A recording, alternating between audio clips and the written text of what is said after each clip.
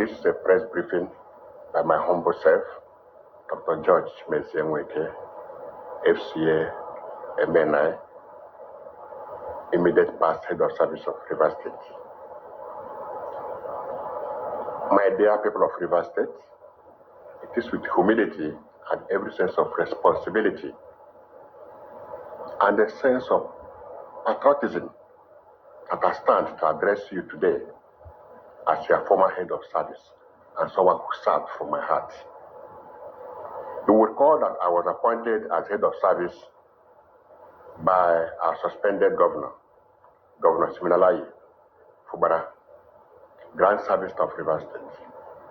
Let me also use this opportunity to appreciate him for giving me the opportunity to serve as head of service. With loads of misinformation on print and electronic media, I've chosen to put the records straight. I was not sacked. Neither was I pressured to resign. I did so willingly from the depth of my heart.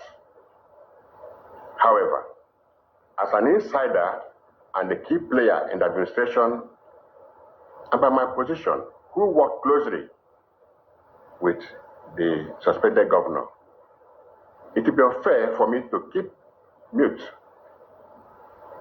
or for me not to address some key factors that have affected or that will affect our state if we continue on this trajectory. And I pause to say that good men must talk so that things will put right. I want to use this medium to thank Mr. President for his swift intervention in Rivers State crisis, especially on the declaration of the state of emergency that was declared and assented to by our National Assembly. You will recall that when the governor was suspended, as head of service, I was the next in command, so I'm not speaking as an outsider or as a novice. I'm speaking as an insider and as someone that has much information.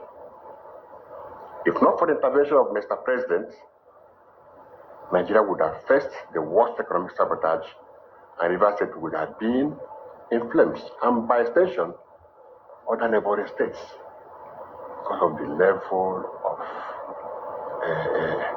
insider destruction that I saw. First, it all started with the State House of Assembly, where the governor, Siminalayi Fubara, directed his chief of staff to burn down the assembly in a way to avert the suspected impeachment.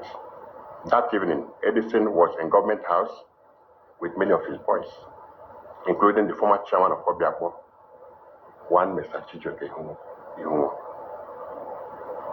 I was there with them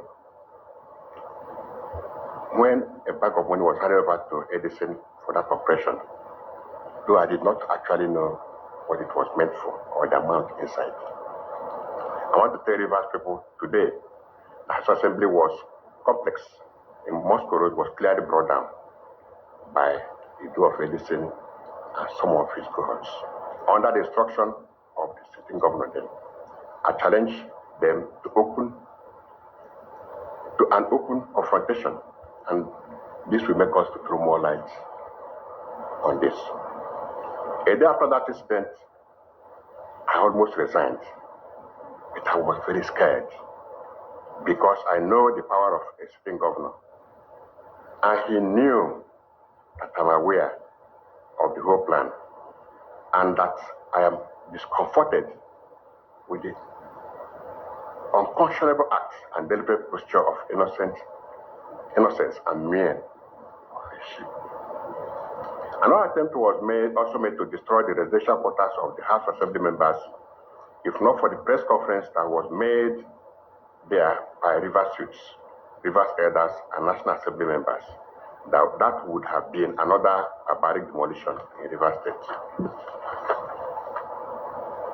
I came to realize that they actually wanted to demolish that second building because after some weeks, the governor personally told me, company of others, that he knew that if he knew early, he would have gone to pull down their hall before visiting the residential quarters of the assembly, and that he didn't actually know what they had, that they had such a beautiful hall where they are using now for sitting.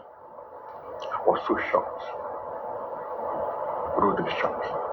And I asked myself, how could a man that wants to lead his people be destroying his state's assets and wasting public funds in a needless ego fight? Thirdly, I want to advise some key stakeholders